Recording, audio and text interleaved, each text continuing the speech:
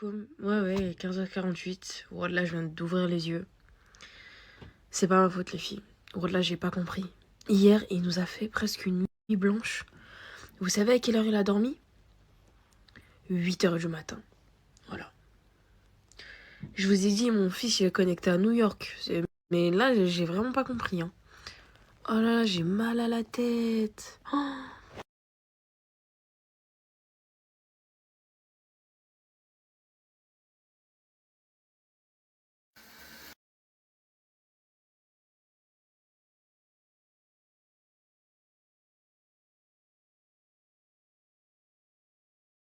Dors.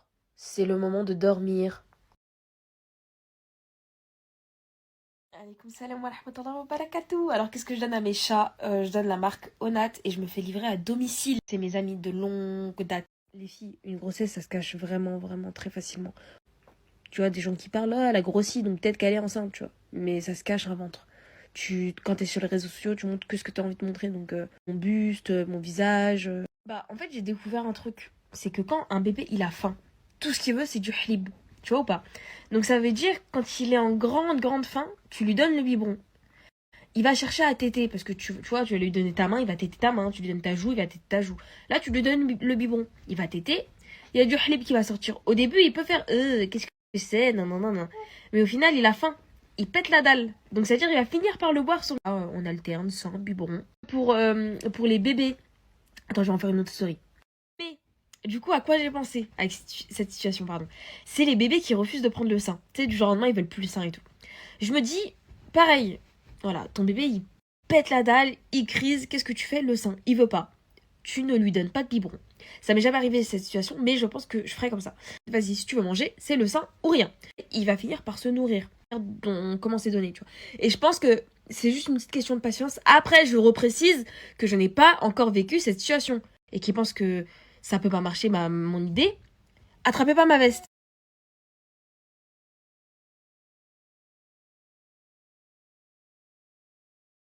Bon, les filles, j'ai pris des résolutions.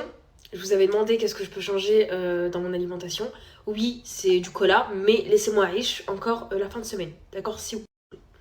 Dès lundi, aucune boisson sucrée, sauf de l'eau et des jus maison. Donc ça veut dire que ce sera que du sucre naturel. Je ne pense pas, mais par contre, concept, parce que j'ai grave des vidéos TikTok sur ça, mange ta skincare. Skincare, Zama. En gros, des trucs, quand tu manges, bah, ça a un impact sur ta peau. Mange ta skincare. Et je vous jure que je vais bien manger, je vais faire un contenu propre comme ça.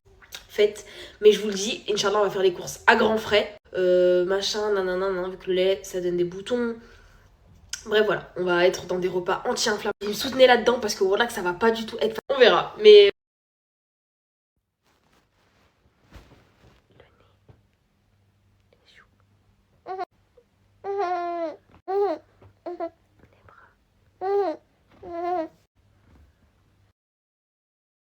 Et si vous avez vu la story juste avant où vous l'entendez chuchoter et tout. Donc en fait, le bébé, il a pas conscience de son corps. Vous voyez, il regarde ses mains et tout, il comprend pas trop. Et en fait, vous avez vu l'ASMR sur nous? Quand on chuchote, quand on... Tu vois, genre, juste quand on regarde des vidéos d'ASMR, comment ça nous apaise? Bah les bébés, c'est 10 fois pire. Donc en fait, il est allongé sur le côté, mon fils.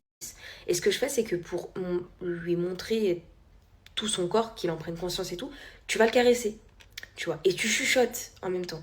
Donc je lui dis le nez, et je lui caresse les joues, le front. Ça va grave l'apaiser.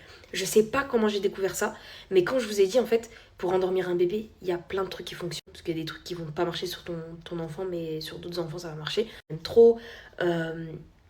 Voilà, le bruit de la pluie, il aime trop. Après, j'ai pris l'accent du sud, ça l'endort. Ça l'endort directement. Voilà, vraiment. Mais essayez cette technique et dites-moi si ça fonctionne sur vos mômes. Les filles, je crois que c'est avec la chaleur que j'ai attrapé ça, là. C'est devenu sombre. Comme ça lève, j'aime trop, on dirait une petite secrétaire, je réponds à vos questions, une petite lumière et tout. Alors, tu fais uniquement du tire-lait où tu arrives à faire allaitement et tire-lait. Alors, à la base, que allaitement. Mais pourquoi j'ai introduit le biberon? Parce que je me suis dit, au cas où, si un jour je suis malade, je sais pas, tu sais... Alors, on sait pas ce qui peut arriver. Je voulais avoir la conscience tranquille en me disant, il sait manger au biberon. Ensuite, c'est vraiment plus pratique. l'allaitement, je vous le dis. Pourquoi? Parce que surtout la nuit, quand t'es fatigué, tu l'entends pleurer. Moi, franchement, je garde les yeux fermés, hein, presque. Comme ça. Hop, je le mets, il s'accroche au sein, je me rendors. C'est ça qui, vraiment, ça te simplifie la vie, le sein. Mais après, le point positif du tire-lait, c'est quand t'es dehors. Parce que je sais qu'il y a beaucoup de femmes qui sont pas à l'aise avec l'allaitement en extérieur. Je peux le comprendre, des fois c'est un petit peu compliqué en fonction des endroits où tu es. T'as pas forcément envie de t'isoler, t'as peut-être envie de continuer la conversation que t'as avec les gens en face de toi, tu vois. Il peut y avoir, je sais pas, des femmes, des hommes et tout. Donc tu peux pas sortir un tête-lard comme ça aussi facilement. C'est réglé, fini ton pipeau, tu vois. Donc je trouve que c'est bien d'avoir un tire-lait au cas où, même si on est team allaitement, tu vois. Yes, je te réponds et après je fais mon ménage parce que j'ai pas commencé. Alors beaucoup de changements sur mon corps. Alors oui, hein, j'ai mon nez qui avait triplé de volume. J'ai pris des seins, bon ça peut être un point négatif comme un point positif. Ensuite j'ai pris où j'avais pas. Mon mari remarquait pas mon poids de grossesse. J'ai pris 30 kilos, il savait pas où je les mettais. À part le bidon, je veux dire que dans le reste de mon corps, bah ça restait à peu près pareil. Genre vraiment, il comprenait pas comment il y avait 30 kilos en plus. Par contre, après oui, malgré avoir bien mis de l'huile et tout pour les vergetures, j'en ai quand même un petit peu.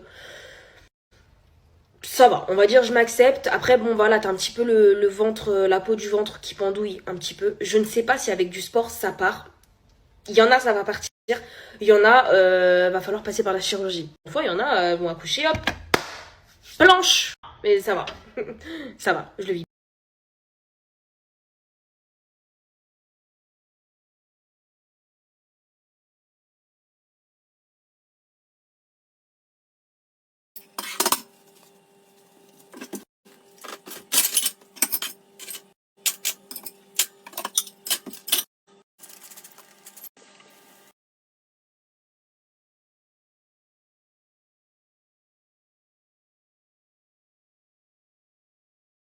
Franchement, les filles, ça donne trop envie. Encore un poké, très simple. 6 boulettes, des onion rings, des oignons rouges, du saumon cru, du riz vinaigré, de la mangue, de l'avocat. Miam.